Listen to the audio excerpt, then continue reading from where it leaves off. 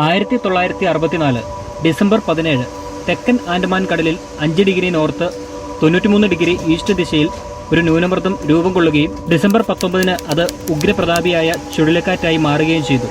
പിന്നീട് ഡിസംബർ 21 അത് കൂടിയ വേഗതയിൽ പടിഞ്ഞാറോട്ട് ദിശ മാറി നീങ്ങിത്തുടങ്ങുന്നു. ശ്രീലങ്കയുടെ സെക്യൂരിറ്റി ഫോഴ്സസ് ഹെഡ്ക്വാർട്ടേഴ്സ് സ്ഥിതി ചെയ്യുന്ന വടക്കൻ പ്രവിശ്യയായ വാവനിയെ കടന്ന് ഡിസംബർ 22 ഇന്ത്യയെ ലക്ഷ്യമാക്കി നീങ്ങുന്നു. 22-23 തീയതികളിൽ മണിക്കൂറിൽ 280 കിലോമീറ്റർ വേഗതയിൽ ധനുഷ്കോടി പട്ടണത്തിലേക്ക് ആഞ്ഞടിക്കുന്നു. തിരമാലകൾ 7 മീറ്റർ വരെ ഉയർന്ന് സംഹാര താണ്ഡവമാടി.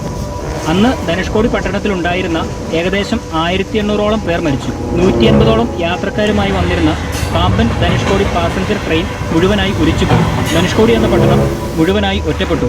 എല്ലാവിധ വാർത്താവിനിമയ മാർഗങ്ങളും തകർന്നു പോയതുകൊണ്ട് ഈ മഹാദുരന്തത്തിന്റെ യഥാർത്ഥ ചിത്രം പുറലോകം അറിയുന്നത് 48 മണിക്കൂറിന് ശേഷമായിരുന്നു. ദുരന്തത്തിന് ശേഷം സർക്കാർ ധനുഷ്കോടിയെ ഒരു പ്രേതനഗരമായി പ്രഖ്യാപിക്കുകയും ആ പ്രദേശം മനുഷ്യവാസയോഗ്യമല്ല എന്ന് തീരുമാനിക്കുകയും ചെയ്തു.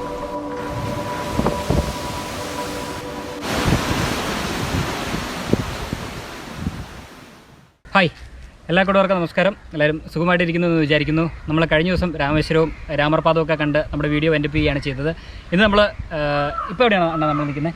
ഇപ്പോൾ നമ്മൾ നിൽക്കുന്നത് ജഡായു തീർത്ഥം എന്ന് പറയും. ജഡായു തീർത്ഥം ഇവിടെ രാമേശ്വരത്തിലെ അമ്പലത്തിനകത്ത് 21 തീർത്ഥമുണ്ട്. ഓക്കെ, ഒരു ചെറിയ ചെറിയ കിണറുകളായിട്ട് 21 തീർത്ഥമുണ്ട്. നാളിക്കിണറുണ്ട്, അങ്ങനെയൊക്കെ എല്ലാം കൊച്ചു കിണറായിട്ടുണ്ട്. അപ്പോൾ അതിൽ 21 തീർത്ഥമുണ്ട്. പിന്നെ ചുറ്റുപാടിൽ ഒരുപാട് തീർത്ഥങ്ങളുണ്ട്. അതിൽ ഒരെണ്ണമാണ് ഈ ജഡായു തീർത്ഥം. ജഡായു തീർത്ഥം. പിന്നെ അങ്ങനെ അകത്ത് വെല്ലുണ്ടി തീർത്ഥമുണ്ട്, മംഗളതീർത്ഥമുണ്ട്, ഇങ്ങനെയൊക്കെ ഒരുപാട് തീർത്ഥങ്ങളുണ്ട്. തീർത്ഥങ്ങൾ പറഞ്ഞാൽ ചെറിയ ചെറിയ കിണറുകളാണ്. അവിടെ നല്ല വെള്ളം കിട്ടും. അതായത് ശരിക്കും നമ്മളിപ്പോൾ നിൽക്കുന്നത് കടലിന് ഉള്ളിലാണ്. അപ്പോൾ അതിനകത്ത് ഈ പറഞ്ഞ രീതിയിൽ ശുദ്ധമായ വെള്ളം, ഉപ്പുരസമില്ലാത്ത ശുദ്ധമായ വെള്ളമാണ് നമുക്ക് കിട്ടുന്നത്, അല്ലേ? ഓക്കെ, അപ്പോൾ ഇതൊരു തീർത്ഥമായിട്ട് അത് നമുക്ക് ആവശ്യമുണ്ടെങ്കിൽ ഇത് കുടിച്ചു നോക്കി ടേസ്റ്റ് ചെയ്ത് നോക്കാം. അപ്പോൾ നമുക്ക് മനസ്സിലാവും അത് ഉപ്പില്ല എന്നുള്ളത്. അപ്പോൾ നമ്മൾ രാമേശ്വരത്ത് നിന്ന് ധനുഷ്കോടിക്ക് പോകുന്ന വഴിയിലാണ് ഈ പറഞ്ഞ ഒരു ഈ തീർത്ഥം സ്ഥിതി ചെയ്യുന്നത്. അപ്പോൾ നമുക്ക് എന്തായാലും നമുക്ക് അണ്ണനെ കൂട്ടിക്കൊണ്ട് ഇവിടുത്തെ ആ ഒരു തീർത്ഥം സ്ഥിതി ചെയ്യുന്ന അവിടുത്തെ പോയി, അല്ലേ? ചെറിയ അമ്പലം കൂടി, ശിവന്റെ അമ്പലമാണ്. പിന്നെ അമ്പലത്തിൽ നോക്കാം. ഓക്കെ, അപ്പോൾ അവിടെ പോയിട്ട് നമുക്ക് വെള്ളം ഒന്ന് ടേസ്റ്റ് ചെയ്ത് നോക്കാം. ജസ്റ്റ് നമ്മുടെ കാർ ഇവിടെ പാർക്ക് ചെയ്തു. ഇനിയിപ്പോൾ ഉള്ളിലേക്ക് പോയിട്ട് ഈ പറഞ്ഞ ഈ തീർത്ഥസ്ഥിതി ചെയ്യുന്ന അവിടെ പോയിട്ട് വെള്ളം ഒന്ന് ടേസ്റ്റ് ചെയ്തിട്ട് കറക്റ്റ് എൻ്റെ റിസൾട്ട് പറയുന്നതായിരിക്കും. അപ്പോൾ ആൻഡോയാണ് ഇപ്പോൾ വീഡിയോ എടുത്തുകൊണ്ടിരിക്കുന്നത്. ആൻഡോയ്ക്കും നമ്മുടെ മണിയണ്ണനോടൊപ്പം ഞാൻ ബിബിൻ തോമസ്. വെൽക്കം ടു ബീബ്രോ സ്റ്റോറീസ്.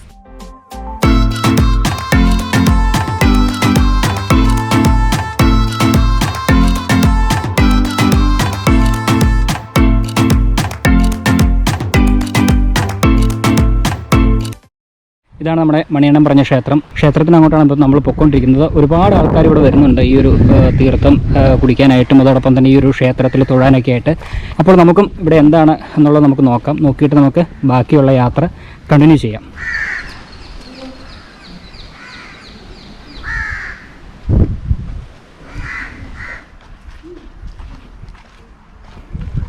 ഇവിടെ ഒരുപാട് കിണറുകളുണ്ടല്ലോ, 2 ഉണ്ടല്ലോ. ഒന്ന് ഇതുകൊണ്ട്, ഒന്ന് ഇവിടെ ഉണ്ട്. ഒരു ചെറിയ കിണറല്ലേ? ഓക്കെ.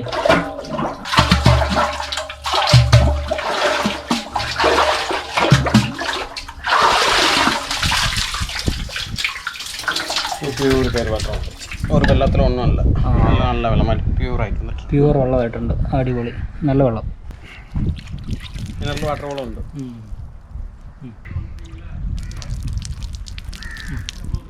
നല്ല വെള്ളം.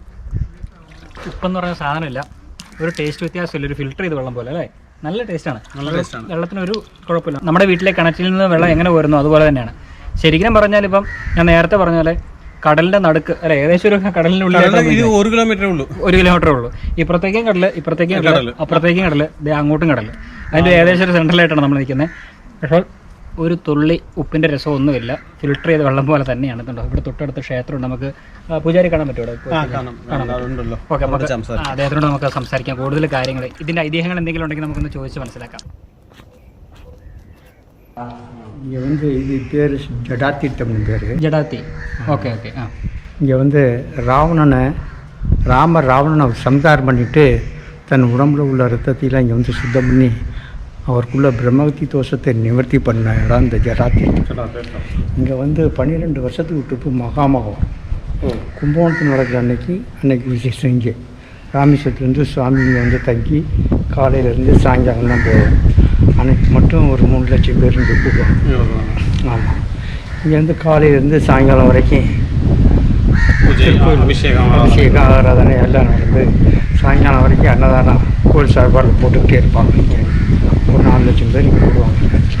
இங்கே வந்து இந்த பிரம்மகத்தி தோஷம் உள்ளவங்க, ராமருக்கு பிரம்மகத்தி தோஷத்தை இந்த இடத்துல நிவர்த்தி பண்ணதுனால ஜடா தீர்த்தம் இந்த தோஷத்தை நிவர்த்தி பண்ணுறதுக்கு அதான்.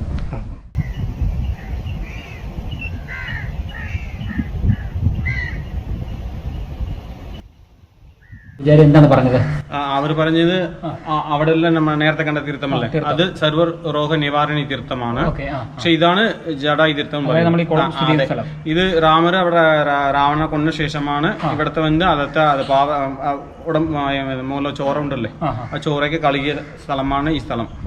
അപ്പൊ ബ്രഹ്മഗതി ദോഷമുള്ള ആൾക്കാർ ഇവിടെ വന്ന് അത് ദോഷം നീങ്ങാൻ വേണ്ടി ഒരുപാട് പരിഹാരം ചെയ്താൽ അത് നീങ്ങുമെന്ന് പൂജാരി പറഞ്ഞിട്ടുണ്ട്. ഈ കുളത്തിൽ മുങ്ങി ചെയ്യാൻ വേണ്ടി പരിപാടിയൊക്കെ ചെഞ്ച് നമ്മൾ റെഡിയാക്കണാല് ഈ മറ്റേ ഈ ദോഷമൊക്കെ മാറും. ഇതാണ് ആ കുളം. അപ്പൊ നമ്മുടെ ഈ ഇപ്പം തീർത്ഥത്തിനെ കുറിച്ച് പറഞ്ഞ 2-3 കിണറുണ്ടെന്ന്. മറ്റേ കുടിവെള്ളമാണ്, നമ്മൾ കുടിച്ചതെല്ലാം എല്ലാം നല്ല വെള്ളമാണ്. പക്ഷെ തീർത്ഥം എന്ന് പറഞ്ഞാൽ അതും തീർത്ഥമാണ്. സ്പെഷ്യൽ ആയിട്ട് അത് സർവ്വരോഗ നിവാരണി തീർത്ഥം. സർവ്വരോഗം എന്ന് പറഞ്ഞാൽ എല്ലാ രോഗം തീരാൻ വേണ്ടി ഇതാണ് സർവ്വരോഗം എന്ന് പറയുന്നത്. ഉടമ്പുള്ള വ്യാധി ഒക്കെ തീർക്കുന്നതാണ് സർവ്വരോഗ നിവാരണി. ഇത് വന്ന് നമ്മ ജഡായി തീർത്ഥം. ഇപ്പൊ നമ്മൾ ജഡായി എന്ന് പറഞ്ഞാൽ ഇവിടെ ഒരുപാട് കളുകൾ കാണാം. കൃഷ്ണപരന്തെന്ന് പറഞ്ഞുകൂടെ കാണാം, ഇവിടെ കാണാം. ഇവിടെ ഒരുപാട് കൃഷ്ണപരന്തുകളുണ്ട്, അങ്ങോട്ടും ഇങ്ങോട്ടൊക്കെ പറക്കുന്നുണ്ട്. ഇതൊക്കെയാണ് ഈ ഒരു ക്ഷേത്ര സംബന്ധമായ കാര്യങ്ങളും അതോടൊപ്പം തന്നെ ഈ തീർത്ഥത്തിനെ കുറിച്ചും പറയാനുള്ളത്. അപ്പൊ നമ്മൾ ഇനി നേരെ അടുത്തടുത്ത് എങ്ങോട്ടാ പോകുന്നത്? അടുത്ത് നേരമായിട്ട് നമ്മള് ധനുഷ്കോടി പോകും. അരിച്ചൽ മുണയാണ്. ഓക്കെ, അതിൽ ഓൺ ദ വേ തന്നെ. അതെ അതെ, ഓൺ ദ വേ. ഓക്കെ. അപ്പൊ ഇനി നമുക്ക് നേരെ അങ്ങോട്ട് പോകാം.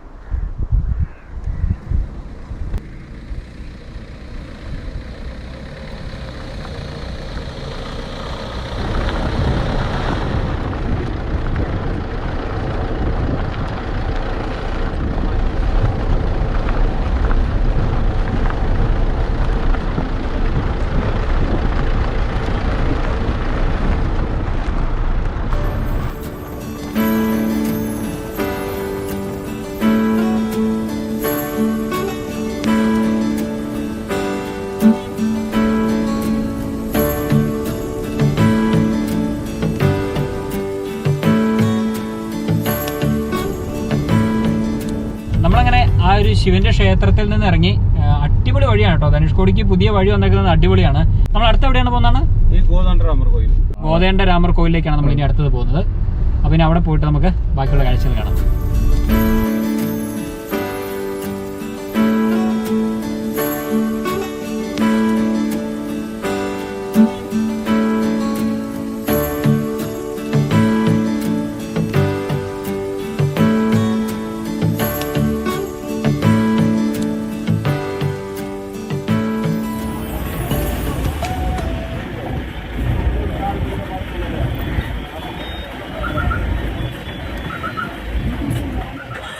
ഗോദണ്ഡ രാമർ ക്ഷേത്രമാണ്. ഈ ക്ഷേത്രം എന്ന് പറഞ്ഞാൽ ഈ ക്ഷേത്രത്തിലെ ഈ രാമർ വന്ന് ഈ ഇലങ്കയെ വന്ന് അവർ വശമാക്കി കളിഞ്ഞ ശേഷം അവരുടെ അനിയൻ, അതായത് രാവണൻ്റെ അനിയൻ്റെ പേര് വിഭീഷണനാണ്.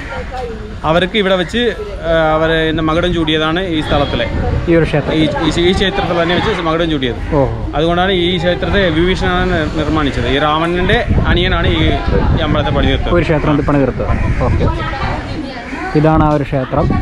ഉണ്ട്. ഇവിടെ ഒരുപാട് ഭക്തജനങ്ങൾ വന്ന് മുകളിലേക്ക് പോകുന്നുണ്ട്. ഈ പടവുകൾ ചവിട്ടി മുകളിലേക്ക് എത്തിക്കഴിഞ്ഞാൽ നമുക്ക് ആ ഒരു ക്ഷേത്രത്തിൻ്റെ ശ്രീകോവിൽ കാണാൻ സാധിക്കും.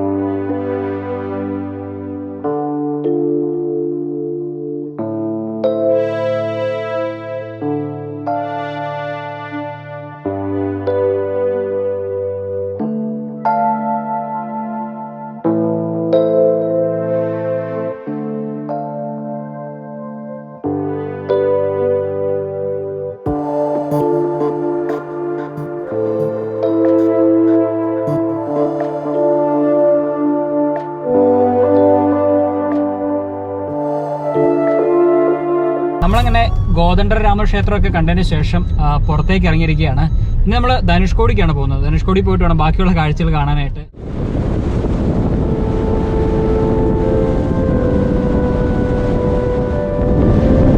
ഒരു വലിയ ദുരന്തത്തിന്റെ വിരലിലുണ്ടാവുന്ന ദൃക്സാക്ഷികൾ മാത്രം ജീവിക്കുന്ന ഇന്ത്യയുടെ തെക്ക് കിഴക്ക് അറ്റത്തായി സ്ഥിതി ചെയ്യുന്ന ഒരു ഉപേക്ഷിക്കപ്പെട്ട പട്ടണത്തിലേക്കാണ് ഇനി നമ്മുടെ യാത്ര. ആകാശത്തു നിന്ന് നോക്കിയാൽ ഒരു നൂല് പോലെ സമുദ്രത്തിലേക്ക് കിടക്കുന്ന ഒരു ചെറിയ പട്ടണം. 2 സമുദ്രങ്ങൾക്ക് നടുവിലൂടെ ഏതാനും മീറ്റർ മാത്രം വീതിയുള്ള ടാർ റൂട്ടിലൂടെയാണ് നമ്മളിപ്പോൾ പൊയ്ക്കൊണ്ടിരിക്കുന്നത്.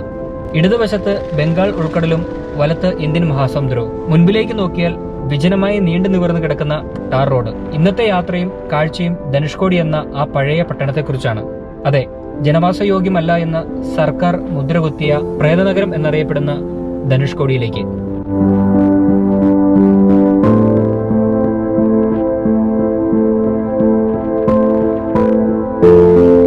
നമ്മളങ്ങനെ ധനുഷ്കോടിയുടെ ഏകദേശം എൻഡിലെത്തി. എൻ്റെ ആയിട്ടില്ല അല്ലേ, ഇനി കുറച്ച് ദൂരമുണ്ട്. അതിനു മുമ്പായിട്ട് തന്നെയാണ് നമ്മുടെ ഈ പഴയ റെയിൽവേ സ്റ്റേഷനും അതോടൊപ്പം തന്നെ ചർച്ച്, പിന്നെ പഴയ സ്കൂള്. അപ്പോൾ അതൊക്കെ നമുക്കൊന്ന് കാണാമെന്ന് വിചാരിച്ചതേ വണ്ടി സൈഡിൽ പാർക്ക് ചെയ്തു. അണ്ണൻ ഇപ്പോൾ അതൊക്കെ പുറത്തേക്ക് ഇറങ്ങി. അപ്പോൾ നമുക്ക് എന്തായാലും ആ അന്നത്തെ കാലത്തുണ്ടായിരുന്ന ഈ സുനാമി വന്ന് 1964 സുനാമി വന്ന് നശിച്ചു പോയ സ്ഥലങ്ങളിൽ പ്രധാനപ്പെട്ട ഒരു ഭാഗം ഈ ഒരു സ്ഥലത്താണ്. നമ്മളിപ്പോൾ കാർ പാർക്ക് ചെയ്തേക്കുന്ന ആ ഒരു സ്ഥലത്താണ്. അപ്പോൾ ജസ്റ്റ് ഒന്ന് ഇവിടെ ഇറങ്ങിയിട്ട് ആ ഒരു കാഴ്ചകൾ കാണാം. അതോടൊപ്പം തന്നെ നമ്മുടെ കുറേ കടകൾ നമുക്ക് കാണാൻ സാധിക്കും. ലെഫ്റ്റ് സൈഡിൽ റൈറ്റ് സൈഡിലേക്കായിട്ട് ഒരുപാട് കടകൾ എന്ന് വെച്ച് കഴിഞ്ഞാൽ മീനാണ് അതിന് പ്രാധാന്യം കൂടുതൽ കൊടുക്കുന്നത്. പച്ചമീൻ, നമുക്ക് ഇഷ്ടമുള്ള മീൻ ചൂണ്ടിക്കാണിച്ചു കഴിഞ്ഞാൽ അതിനകത്ത് നിന്ന് അവർ ഫ്രൈ ചെയ്ത് തരും. അപ്പോൾ ഇവിടെ ഇറങ്ങിയിട്ട് ആ ഒരു കാഴ്ച കണ്ടിട്ട് വരാം. ഓക്കെ, എന്തായാലും നമുക്ക് ഈ പറഞ്ഞ സ്ഥലങ്ങൾ കാണുന്നതിന് മുമ്പ് അണ്ണം പറഞ്ഞാൽ ഫുഡ് കഴിച്ചിട്ട് പോകാമെന്ന് പറഞ്ഞു. അത്യാവശ്യം നല്ല വിശപ്പുണ്ട്. ഇവിടെ തൊട്ട് ഫ്രണ്ടിൽ തന്നെ കടയുണ്ട്. മീനിൻ്റെ സ്മെല്ലൊക്കെ നല്ല രീതിയിൽ തന്നെ അടിച്ചു തുടങ്ങി. അപ്പോൾ അണ്ണം പറഞ്ഞാൽ എന്തായാലും ഇനി കഴിച്ചിട്ട് പോകാം, നല്ല വിശപ്പായതുകൊണ്ട്. അപ്പോൾ അതാ നമുക്ക് കഴിക്കാൻ പോകാം. കഴിക്കല്ലേ? വിശന്നിട്ട് കണ്ണ് കാണാൻ മേല. രാവിലെ എന്തൊക്കെ കഴിച്ചു? 2 ഇഡ്ഡലി മാത്രം കഴിച്ച ഒരു ഓർമ്മയുണ്ട്. ഇവിടെ എന്തൊക്കെയുള്ളത് നമുക്ക് ആദ്യം പോയി നോക്കാം. പോക്കണ്ടോ, ഇവിടെ തന്നെ ഫ്രഷ് മീൻ കട്ട് ചെയ്ത് അപ്പം തന്നെ നമുക്ക് ഫ്രൈ ചെയ്ത് തരികയാണ് ചെയ്യുന്നത്.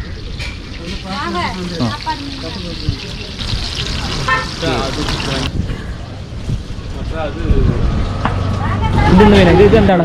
ഇതേത് മീനാണ്? അയലയോ? പാറയാണ്. മത്തിയാണോ?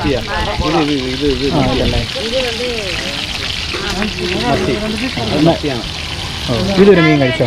അല്ല, അതല്ല മത്തി. അതൊക്കെ ഇതൊരെണ്ണം കഴിച്ചോ? എന്താണോ ഇങ്ങനത്തെ പാരയാണോ? അപ്പൊ പാര കഴിക്കണോ? നിങ്ങൾ പാരയാണല്ലോ ഉദ്ദേശിച്ചത്. പാര വെക്കരുത്, അവസാനം പാരയാകാതിരുന്നാൽ മതി. ഓക്കെ, പാരെങ്കിൽ പാര കഴിക്കാം. എന്നാ ഭാഗത്തേക്കിരിക്കാം. പാര. ഇവിടെ ഒരുപാട് ഉണക്കമീനുകൾ ഇരിപ്പുണ്ട്. ആവശ്യാനുസരണം നമുക്ക് തൂക്കി വീട്ടിലേക്ക് കൊണ്ടുപോകാം. ഓക്കെ, ഇതെന്ത് മീനാണ് അവർക്ക്? തിരണ്ടി അല്ലേ? മലയാളത്തിൽ തിരണ്ടിയാന്ന് തോന്നുന്നു. തിരച്ചി തിരച്ചി തിരുവനന്തപുരത്ത് തിരച്ചി എന്ന് പറയുന്നത്. ഇതിന് ശരിക്കും കരുവാട് എന്നാണ് തിരുവനന്തപുരത്ത് പറയുന്നത്. തമിഴ്നാട്ടിൽ പറയുന്നത് കേരളത്തിൽ കൂടുതൽ പറയുന്നത് ഉണക്കമീൻ എന്നാണ്. ഇപ്പൊ കോട്ടയം ഭാഗത്തേക്ക്, ഇടുക്കി ഭാഗത്തേക്കും തൃശ്ശൂരൊക്കെ പോയി നിങ്ങൾ ഉണക്കമീൻ എന്നല്ലേ പറയുന്നത്. പക്ഷേ കരുവാട് എന്നാണ് തിരുവനന്തപുരത്ത് പറയുന്നത്. പാറശാല, നെയ്യാറ്റിൻകര. ഇത് ഒക്ടോപ്പസ്. അതിന് പറയുന്ന മലയാളത്തിൽ നീരാളി ഒക്ടോപ്പസ്. ഇത് വേണമെങ്കിൽ ആൻഡോ കുറച്ച് വേണം മേടിച്ച് കഴിച്ചോ. ആൻഡോയ്ക്ക് വേണം കുറച്ച് മേടിച്ച് തരാം നീരാളിന്. മുള്ളമീൻ. അതൊക്കെ മുള്ളമീനുണ്ട്. ഇതെന്ത് മീനാണെന്ന് അറിയത്തില്ല. ഇത് അത് മറ്റേ വലിയ അത് പറയാ എന്താ പറയാ നമ്മുടെ അവിടെ പറയുമ്പോൾ ഏത് മീനാണ്? നത്തോലിയാണോ? നത്തോലി അല്ല, മറ്റേ ഇത് നവരാണോ? അത് അല്ല, നെത്തോളിയാണ്. നെത്തോളി വലുതാണ്. എനിക്ക് ഇതിന്റെ പേരൊന്നും അറിഞ്ഞില്ലെങ്കിലും ഇതൊക്കെ കഴിക്കാൻ അറിയാം. അത് നന്നായി, അതെങ്കിലും അറിയാം. ആ ഒരു പരിപാടി നമ്മൾ ഡീസന്റ് ചെയ്യും. ഇതെന്ത് മീനാ?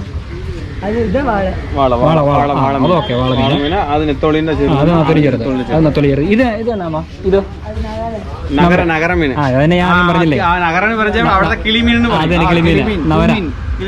തിരുവനന്തപുരത്ത് നവരാന്ന് പറയും. കിളിമീൻ.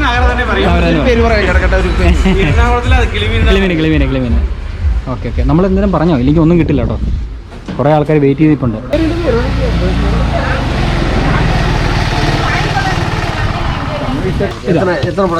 ഇത് അത് 3 3 ആ അതൊരു 3 എടുത്തോ. അപ്പോൾ നമുക്ക് ഇഷ്ടമുള്ള മീൻ ഇവിടെ നിന്ന് ചൂസ് ചെയ്യാം അല്ലേ? ഓക്കെ, അപ്പോൾ നമുക്ക് ഇഷ്ടമുള്ള മീൻ ഇവിടെ നിന്ന് ചൂസ് ചെയ്യാം. ഓക്കെ, നമുക്കുള്ള മീനല്ലേ കൊണ്ടുവന്നു. ഒരുപാട് താമസം എടുക്കുമോ? ലേറ്റ് ആവുമോ? എவ்வளோ ലേറ്റ് ആവും? ആ ഓക്കെ, പറവല്ലേ.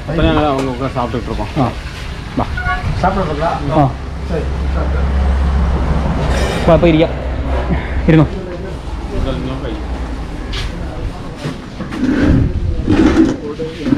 എവിടെയൊക്കെ ഇരുന്നു എന്തെങ്കിലും കിട്ടുന്ന മീനിന്റെ മണമാ. ആ മീനാണോ? നല്ല മീൻ്റെ അല്ലോ ഒന്നും നോക്കണ്ട, ഒരു മത്സര ബുദ്ധിയോടെ നമ്മുടെ കർമ്മം നിങ്ങൾക്ക് നിർവഹിക്കുക. 3 സാപ്പാട് കേട്ടോ. നിങ്ങളുടെ കഴിവ് പറയേണ്ട കാര്യമില്ലല്ലോ, നിങ്ങൾ കഴിവ് കൂടെ തെളിയിച്ചു. ആ അല്ല, ആ മീൻ നല്ല ഞാൻ പറഞ്ഞത്. ആ കമ്മിയാണ്, പക്ഷേ ഓക്കെ, അത് മതി, അത് മതി. കിളങ്ങാണ്. ആ അപ്പോൾ എന്തായാലും മീൽസും അതോടൊപ്പം തന്നെ ഫിഷ് ഫ്രൈയും പറഞ്ഞിട്ടുണ്ട്. ഫിഷ് ഫ്രൈയുടെ പേര് എനിക്കറിയില്ല, അണ്ണനോട് തന്നെ ചോദിക്കാം. എന്ത് കിളങ്ങാമീൻ? കിളങ്ങാമണിയോ? കിളങ്ങാമീൻ. കിളങ്ങാമണി എന്തെങ്കിലും മീനായിക്കോട്ടെ കഴിക്കാൻ പറയാം. ടേസ്റ്റ് ഉണ്ടോ എന്ന് ചോദിച്ചു, ഒരു വിധം കുഴപ്പമില്ലെന്ന് പറഞ്ഞു. അല്ല, എന്നാലും ആ പേരെന്താ പറഞ്ഞാൽ?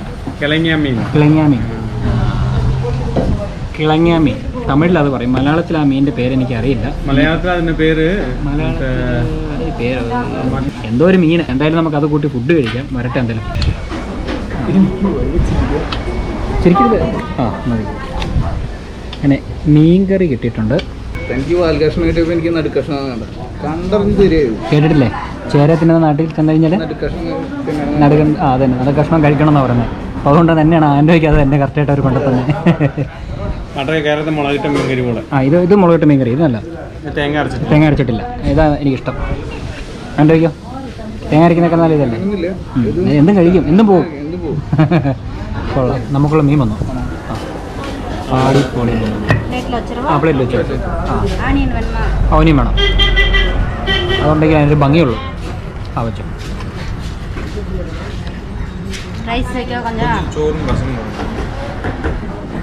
Okay, thank you. അമ്മേ, ഓ ഭയങ്കര ചൂടാണ്, നല്ല ചൂടാണ്. ഇപ്പം എടുത്തോണ്ട് ഒന്നല്ലേ ഉള്ളൂ, ഒരു 5 മിനിറ്റ് കഴിഞ്ഞിട്ട് കഴിക്കാം.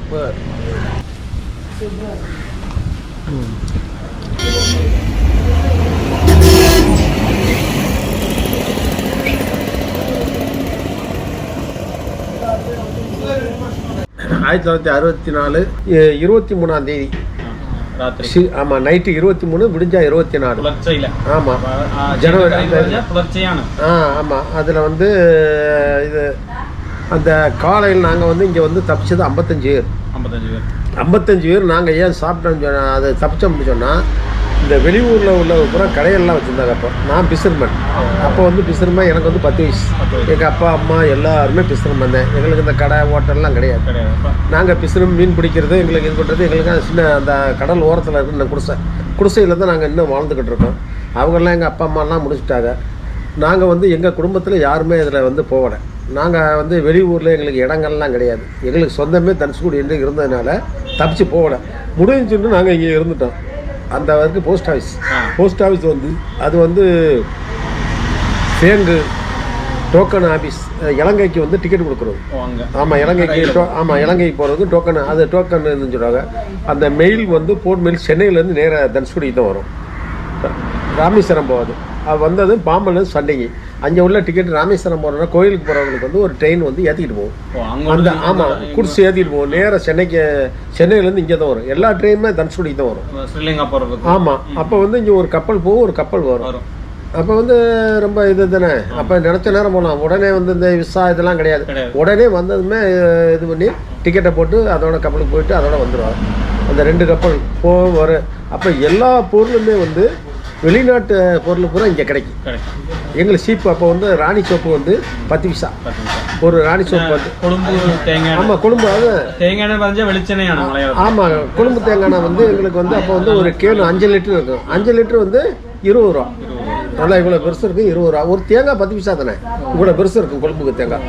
ஆனால் அந்த தேங்காய் எண்ணெய் வந்து நாங்கள் வந்து இந்த கொழும்பு வந்து அப்புறமே அந்த கொழும்பு முடிஞ்ச உடனே ஒரு 10-15 வருஷம் கப்பல் இது ஓடிச்சு. கச்சத்தீவுக்கு வந்து பண்ண மாத்திரம்னு சொல்லி வருவாங்க. நாங்கள் போவோம், அவங்களும் வருவாங்க. இந்த பழக்க வழக்கத்தில் வரையில் அவங்க சாதனம் கொண்டு வருவாங்க, நாங்களும் சாதனம் கொண்டு போய் அப்படியே இது பண்ணி 2 பேரும் மாற்றிக்கிடுவோம்.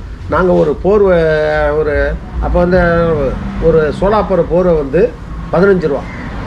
15 ரூபாய்க்கு நாங்கள் ஒரு போர்வை வாங்கிட்டு போனவங்க 15 ரூபாய்க்கு போர்வை வாங்கிட்டு போனால் 3 தேங்காய் எண்ணெய் கொடுப்பாப்புல. 3 தேங்காய் எண்ணெய் டின்னு ஒரு 5 ஒரு 10 20 சோப்பு கொடுப்பாப்புல, பார் சோப்பு 10 20 கொடுப்பாப்புல. இந்த கொண்டு வர பொருள் நிறைய வாங்குவோம் அவங்களுக்கு. അതായത് ഈ ചേട്ടൻ പറയുന്ന കാര്യംனா ഒരു പുതപ്പ്, അത് മലയാളത്തിൽ வந்து പുതപ്പാണ്. പക്ഷെ ഒരു പുതപ്പിന്റെ അന്നത്തെ വിലയാണ് ഇവര് മേടിച്ച് ശ്രീലങ്ക കൊടുക്കാറുള്ളൂ. അപ്പൊ ആ പുതപ്പിന്റെ പകരം അവര് 2 ലിറ്റർ 2 ക്യാൻ വെളിച്ചെണ്ണ കൊടുക്കും. പിന്നെ ബാർ സോപ്പ് 2 ലിറ്റർ கிடையாது, ஒரு 2 ക്യാനാണ്. പക്ഷെ 10 ലിറ്റർ ആണ്. 5 ലിറ്റർ ക്യാനിൽ 2 എണ്ണം കൊടുക്കും. 2 എണ്ണം കൊടുക്കും. പിന്നെ അത് കഴിഞ്ഞിട്ട് പിന്നെ അവരുടെ ബാർ സോപ്പും പിന്നെ കുളിക്കുന്ന സോപ്പും എല്ലാം കൂടി ഒരു ഡജനായിട്ട് കൊടുക്കും. 12 ആണ് ഒരു ഡജൻ.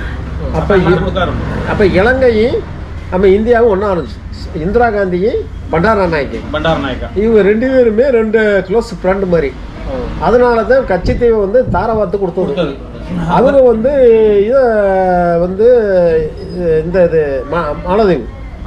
மாலத்தீவை வந்து இவங்க தாராவாத்தை கொடுத்தது. கடைசியில் மாலத்தீவை வாங்கினால எங்களுக்கு கச்சத்தீவு போனது இந்த இருக்கு 13 கிலோமீட்டர். ஆமாம் 13 கிலோமீட்டர். இந்த இதை கொடுத்ததுனால நாங்கள் இப்போ மீன் பிடிக்க முடியல. இப்போ அவனுக்கு இலங்கைக்காரனுக்கு சொந்தமாயிருச்சு இந்த ஊர்.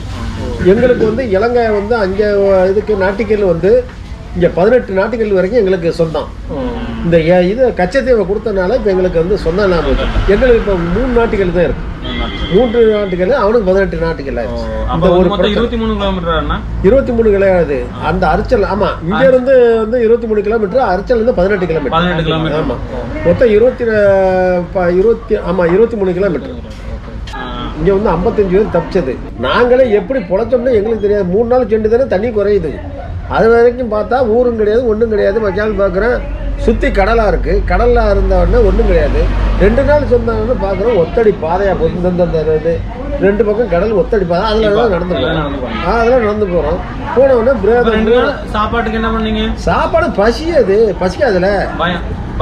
பயம்னு கிடையாது, என்னன்ட்டு ஒன்றும் புரியாது. எப்படி தப்பிச்சு எப்படி போகணும். தண்ணிக்கு என்ன பண்ணீங்க? தண்ணிக்குன்னு எதுவுமே அந்த இதெல்லாம் கிடையாது, எதுவுமே கிடையாது. அப்போ நான் இது தண்ணியும் சொல்கிறேன், விவரம் சொல்கிறது. அப்போ போயிட்டு வந்து 3 நாள் சென்று போய் கோயிலுக்கு போயிட்டோம். ராமேஸ்வரம் கோயிலுக்கு போயிட்டோம். அங்கே போனோன்னா கஞ்சி ஊற்றுறான்னு சொல்லுவாங்க. அங்கே போனால் கஞ்சி கிடைக்காது. ஓடுவோம், கஞ்சி கிடைக்காது. கூழ் ஊற்றி கடைசி பார்த்தா ராமேஸ்வரம் தீவு பூரா ஒன்றுமே கிடைக்கல. அப்புறமே வந்து எப்போவாச்சும் ஒரு நாளைக்கு 4 நாள் 5 நாள் சென்று கொஞ்சம் கூழ் கிடைக்கும். கூழ் கிடைக்காது. காஞ்சி ஊத்தையில் வந்து போட்டியில் போய் அண்டாக்கில் விழுவணும். ரொம்ப கஷ்டப்பட்டு இது பண்ணோம். அப்புறமே ஒரு 15 நாளைக்கு போகிறோம். ஹெலிகாப்டர் வந்து சோறு போட்டாப்புல 15-20 நாள் ஆச்சு. பொட்டணம் போட்டால் அப்போ வந்து இந்த பிளாஸ்டிக் பேப்பர் கிடையாது, இந்த நியூஸ் பேப்பரில் கட்டி போட்டோடனே எனக்கு அங்கேருந்து அவன் தள்ளி விட்ட உடனே எல்லாம் தெரிச்சிடும். போய் கும்பலாக வந்து 200 பேர் இருந்தோன்னா அப்படி ஒன்றும் இருக்காது. எல்லாம் நாங்கள் நினச்சி பார்த்தோம். 2-3 ட்ரிப் பார்த்தோம். இது சரியில்லை. அப்புறமே இந்த கூட்டம்லாம் குறையட்டும்னு சொல்லி எல்லாமே அந்த அடித்து பின்னிக்கிட்டு எல்லாமே அள்ளிடுவாங்களா. அள்ளின பிறகு சோறு பூரா அந்த சாப்பாடு பூரா என்ன செய்யும், கீழே சிந்தி கிடந்து மண்ணாட கிடக்கும். மண்ணாட வந்து யாரும் எடுக்க மாட்டாங்கல்ல. நாங்கள் அதை பூரா அள்ளி அப்படி தண்ணியில் அலசணுன்னா சோறு வந்துடும். அப்படி எடுத்து நாங்கள் சாப்பிட்டோம். என்ன அதெல்லாம் மறக்க முடியாமல் இருக்குது. பசியில் வரையில் சாப்பாடை வந்து பழைய சாப்பாடை கொடுத்து பழைய இதை வச்சுக்கிட்டு ரொம்ப அட்டாசம் அதை பண்ணலை. ஒவ்வொருத்தரும் வாக்கு விட்டது தனுச்சுடி அழியன்னு மனசு விட்டு சொல்கிறேன். அதனால தான் அழிஞ்ச காரணமே சாப்பாடு சரியில்லை. சாப்பாடு அதனால தான் இன்றைக்கி நல்ல சாப்பாடு நான் கொடுக்குறேன். நல்ல சாப்பாடு கொடுக்குறோன்னு சொன்னால் அந்த ஒரு காரணம் எனக்கு. நான் அதில் அனுபவிச்சால் அதை பார்த்தேன். என் பேர் சுப்பிரமணியன் தெரியாது. கேஎஸ் தாத்தா மிஸ். ஆமாம், கேஎஸ் தாத்தா மிஸ். அந்த தனுஷ்கோடி ஆதித்த ஹோட்டல் ஆரம்பத்தில் ஒரே ஹோட்டல் எனக்கு 30 வருஷம் ஆச்சு நான் ஹோட்டல் வச்சு.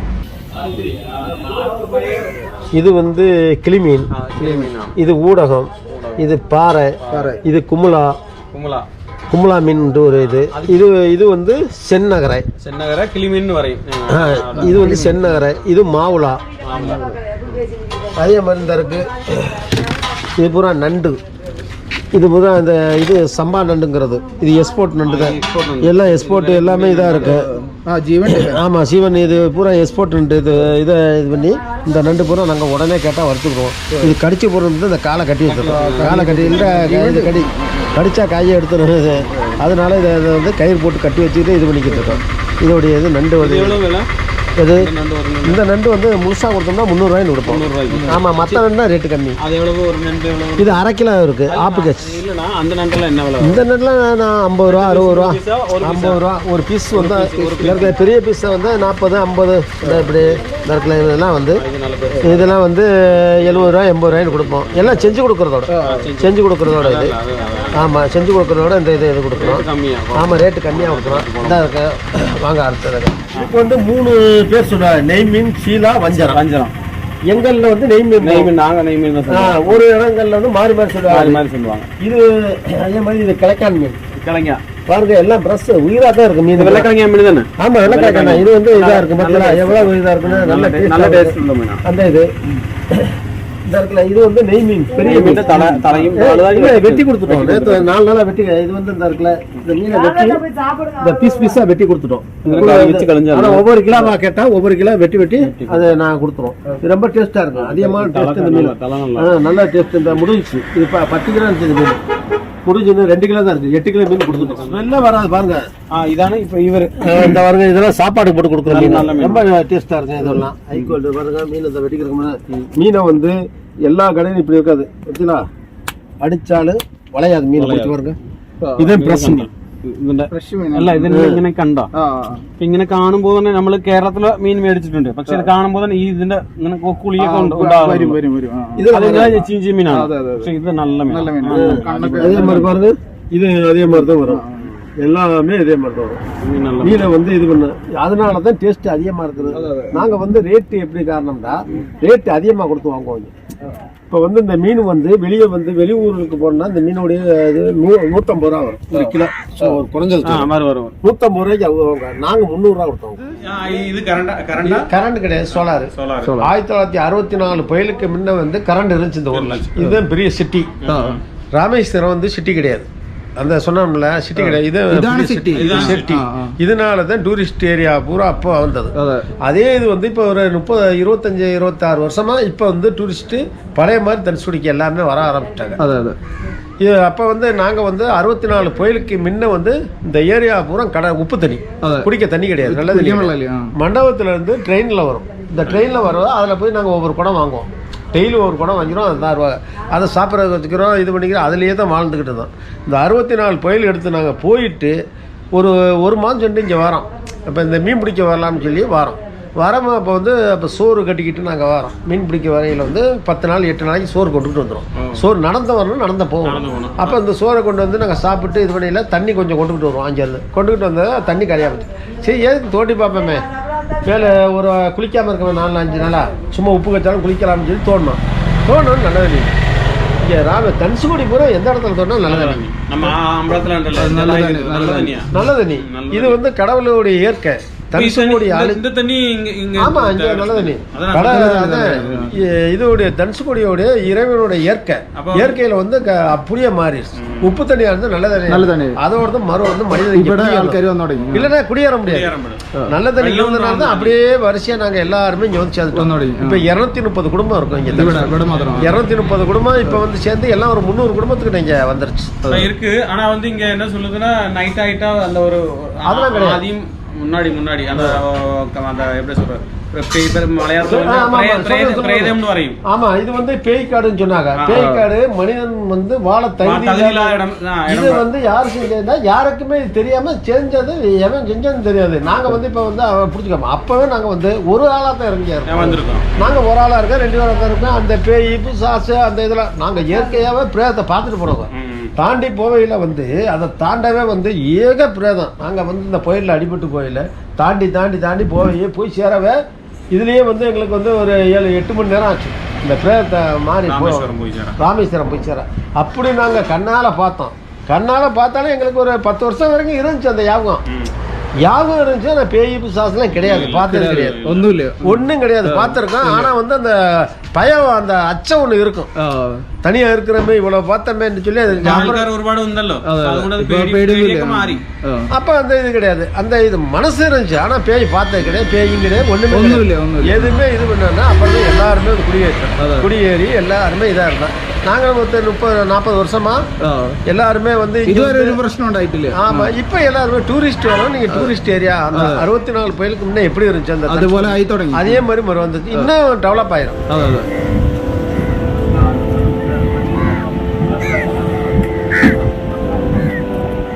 ഇന്നത്തെ വീഡിയോ നമ്മൾ ഇവിടെ വെച്ച് വൈൻഡപ്പ് ചെയ്യുകയാണ്.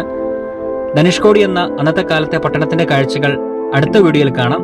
അപ്പോൾ ഇന്നത്തെ ഈ ചെറിയ വീഡിയോ നിങ്ങൾക്ക് ഇഷ്ടമായെങ്കിൽ ലൈക്ക് ചെയ്യുകയും ഷെയർ ചെയ്യുകയും കമന്റ് ചെയ്യുകയും ചെയ്യുക. അതോടൊപ്പം തന്നെ നമ്മുടെ ചാനൽ ആദ്യമായിട്ട് കാണുകയാണെങ്കിൽ സബ്സ്ക്രൈബ് ചെയ്യുക, സപ്പോർട്ട് ചെയ്യുക. വേറെ വിശേഷങ്ങളൊന്നുമില്ല. നിങ്ങളുടെയും കാര്യങ്ങളൊക്കെ ഉഷാറാകട്ടെ. പുതിയ വീഡിയോയിൽ അടിപൊളി കാഴ്ചകളുമായിട്ട് വരും ദിവസങ്ങളിൽ കാണാം. അതുവരെ ഏവർക്കും ബൈ.